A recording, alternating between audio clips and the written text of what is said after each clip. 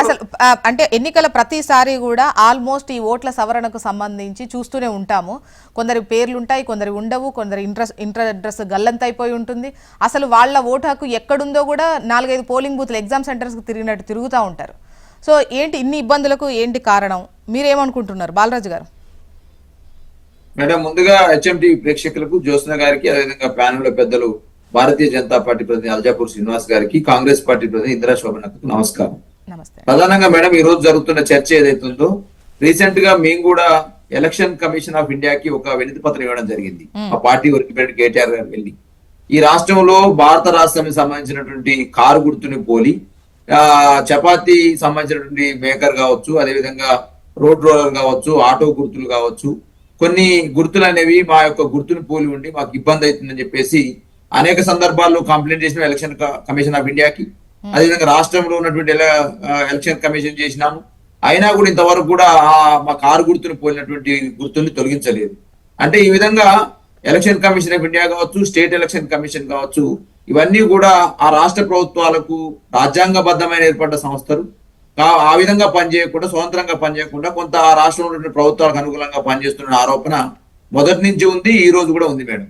ఇవాళ బీహార్ లో జరుగుతున్న ఎలక్షన్ సంబంధించి పెద్ద ఎత్తున అనేక రకాల ఆరోపణలు వస్తా ఉన్నాయి. ఏంటిది, అంత గతంలో భారతదేశ ప్రభుత్వము నేషనల్ రిజిస్టర్ ఆఫ్ సిటిజన్ అనే యాక్ట్ తీసుకొచ్చి దేశంలో ఉన్నటువంటి పౌరుల యొక్క సంబంధించిన డాటాని రిజిస్టర్ చేసుకున్నప్పుడు పెద్ద ఎత్తున ఆందోళన జరిగితే దానిపైన కేంద్ర ప్రభుత్వం వెనుకకు పోయింది.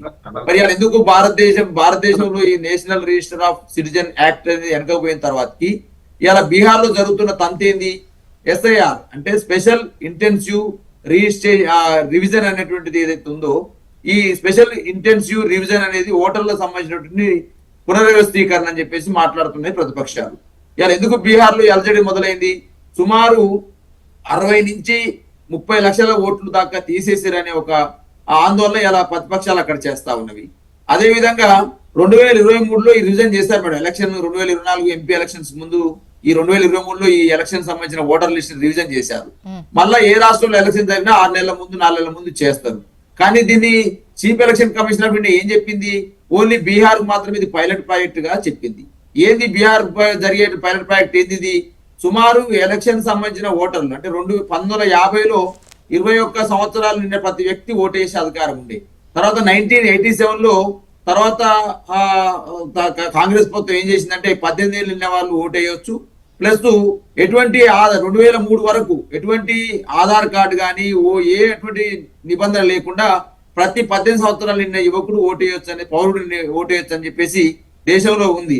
తర్వాత 2003 తర్వాతకి ఏముందంటే ఖచ్చితంగా ఓటు కొత్తగా నమోదు చేసుకున్న వాళ్ళు 2003 తర్వాతకి ఓటు నమోదు చేసుకున్న వాళ్ళు ఎవరైతే ఉన్నారో వారు బర్త్ సర్టిఫికేట్ పెట్టాలని, లేకపోతే వాళ్ళ తల్లిదండ్రులకు సంబంధించిన ఆధార్ కార్డులు పెట్టాలని, వాళ్ళ తల్లిదండ్రుల యొక్క జనన మరణ ధృవీకరణ పత్రాలు పెట్టాలని, వారి యొక్క తల్లిదండ్రుల యొక్క పౌరసత్వం పెట్టాలని కొత్త నిబంధనలు తీసుకొచ్చింది.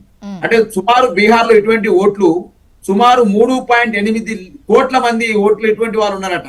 దీని మీద చర్చ జరుగుతుంది. ఏంటంటే 3.8 లక్షల మంది పైచిలకు ఓటర్లు ఈ 2003 తర్వాత పుట్టిన వాళ్ళు ఉన్నారు. కాబట్టి మరి 3.8 కోట్ల మంది ఈ ప్రజలు ఎక్కడ జనన ధృవీకరణ పత్రాలు ఇవ్వాలి, ఎక్కడ పౌరసత్వం ఇవ్వాలి, ఎక్కడ ఆధార్ ఇవ్వాలి అనే అటువంటి కన్ఫ్యూజన్ తోటి ఉన్నది. అదేవిధంగా ఇతర రాష్ట్రాల్లో పనిచేసే వలస కార్మికులు కూడా సుమారు 2 కోట్ల మంది బీహార్ వలస కార్మికులు వివిధ రాష్ట్రాల్లో దేశంలో వివిధ దేశాల్లో పనిచేస్తున్న వాళ్ళు, వారందరినీ ఓట్లను ఇవాళ స్పెషల్ పెద్ద ఎత్తున తీసేసి ఓ ప్రయత్నం జరుగుతున్నటువంటి ఒక ఏదైతే అపోహ ఉన్నదో ఈ అపోహను తొలగించాల్సింది ఎవరు, భారతీయ జనతా పార్టీ కాదు కదా, ఎలక్షన్ కమిషన్ ఆఫ్ ఇండియా తీయాలి.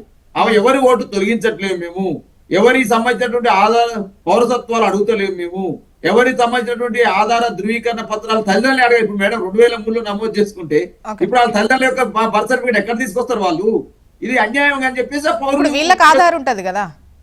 ఇంకొకటి అంశం కూడా చెప్తాను నేను, హెచ్ఎంటీతో చెప్పేది అంటే ఇలా బీహార్ లో జరుగుతున్నటువంటి ఈ అలజడికి కారణం ఏంటంటే ఇవాళ ఎలక్షన్ కమిషన్ ఆఫ్ ఇండియా ఏం చేయాలి, ఒక ఓటరు అనేవాడు 18 ఏళ్ళు నిన్నట్టయితే నీకు ఓటు కల్పించాలి.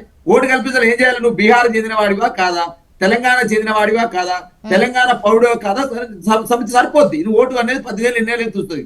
కానీ ఇలా ఇవాళ citizen intensive reason special intensive revision ఏం జరుగుతుంది, నీ పౌరసత్వం ఏంది అంటే నువ్వు ఎక్కడ పుట్టినావు, నీ ఆధార ధృవీకరణ ఏంది, అదే నీ నీ తల్లిదండ్రుల ధృవీకరణ ఏంది, ఇది అడగడం అనేది ఇలా పెద్ద చర్చ జరుగుతా ఉంది.